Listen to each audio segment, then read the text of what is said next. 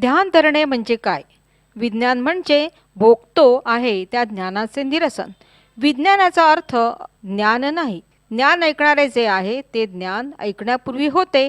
आता फरक काय झाला आहे? तर ऐकण्याची, पाहण्याची, दिसण्याची अवस्था निर्माण झाली आहे.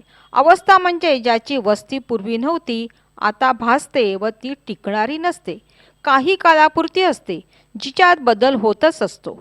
ती अवस्था, ती जरी दिसते, भासते, जाणवते तरी ती अविद्या आहे, जी पूर्वी विद्यमान नव्हती. ती अवस्था टिकणारी नाही हे माहीत असून सुद्धा तिची जोपासना केली जाते, तिची काळजी घ्यावी लागते. जोपासना करण्याकरता जे वागावे लागते ती उपासना. तेव्हा काहीतरी जपले जाते, मग ते आपण कसे असू शकणार? ते जपणारा जो आहे तो आपण. देहावस्था जपावी लागते, कारण ते अन्न आहे प्राणाचे. प्राणामुळे जाणीव निर्माण झाली आहे. तेव्हा हे सर्व जाणणारा जो आहे तो जपणुकीशिवाय होता, आहे व असणार. त्याच्याजवळ हे जे कळतेपण आलेले आहे त्याला देहाच्या रूपाने मानून आपण भले करायला मागतो, हेच व्यर्थ आहे. त्याचे कितीही भले केले तरी कळतेपणास अकळतेपण होणार आहे. परंतु त्या कळतेपणाचा जाणता जो आहे तो गुणाभासविणे निश्चयाने निराभास निर्मळ आहे.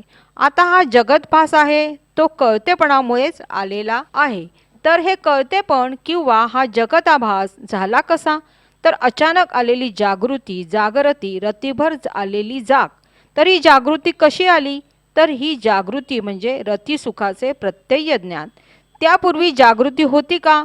ही अचानक आलेली जागृती जगरूपाने भासली आणि ती जागृती आली आणि हे आकाश भासले. तर काही काळ म्हणजे काही अवकाशापर्यंत ही जागृती थांबून राहणार. आकाश म्हणजे अवकाश थांबून राहिले आहे. हा अवकाश म्हणजे आकाश. अवकाश म्हणजेच आयुष्य, म्हणजेच काळ. काळ म्हणजे वेळ. वेळ म्हणजे सूर्य आणि सूर्य म्हणजे भानू. भानू म्हणजे आपण असल्याचे भान. तरी पण ते चंचल म्हणून लय पावणारे आहे. निश्चय ते राहणार, त्याचे साक्षीत्व या चंचलाला होत नाही.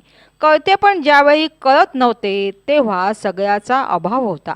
दुसऱ्या शब्दात आकाश थांबून आहे म्हणजे कळते पण जोपर्यंत आहे तोपर्यंत जगाचा अनुभव येणार आहे. आकाश जे आहे ते कळतेपणामुळेच आहे. पण हे कळतेपण पलपुटे आहे. कळतेपणाचा जो अवकाश आहे तो संपला की आकाश गेले. तो अवकाश रतीभर आहे. तेव्हा तो असणार किती व नसणार किती? दिसते, भासते ते खरे वाटते, पण जागृती असणार तोपर्यंत ते भासणार. तेव्हा हे ज्ञान कसे आहे व नाहीपणे नाही कसे आहे ते सांगणे म्हणजेच विज्ञान. आपण आहे असे रुचले व जग रुजले. तर हे ज्ञान जर तुम्ही पूर्णपणे ओळखले तर मग तुम्ही आपण आणि आपली असे म्हणणार नाही. संत म्हणतात तर वेचू नये वाणी, विचारावे मनीच्या मनी. हा जो आपण असलेला वास येतो आहे तो वासुदेव. नंदाच्या घरी न अंधाच्या म्हणजे ज्ञात्याच्या घरी नांदतो. म्हणजे जो ज्ञानी आहे तोच त्याला ओळखतो. त्याला ओळखल्यानंतर सर्व इच्छा पूर्ण होतात व मला, मी आत्मा हे कळण्याची सुद्धा इच्छा, जी पूर्वपक्षात सगळ्यात श्रेष्ठ राहत नाही. पण असे व्हायला गुरुकृपा पाहिजे व ज्ञानाने मूळ ओळखायला पाहिजे. त्यासाठी ध्यान धरावे. पण ध्यान धरणे म्हणजे काय? इतर कोणतेही दैवत ध्यानात धरून ज्ञान ध्यानात धरता येत नाही. त्याला धरून राहणे म्हणजे होते काय?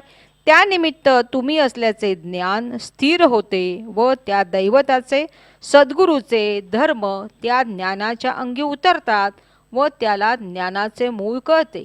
ते कळले की मग काया असताना त्याच्या सगळ्या अनुभवाला मोक्ष मिळतो. तो स्थितप्रज्ञ झाला तर ज्ञानी जाणून असतो की जन्म झालेला आहे. तो त्या जाग, झोप, भूक या अनुभवांचा साक्षी जसा आला तसा जाणार आहे. तर जन्माला येते कोण व मरते कोण? तर हा अनुभव. इथून तिथून सगळी मौज आहे. रतीभर चिदानंद आहे, तोच आकाशरूप होऊन व्यवहारतो.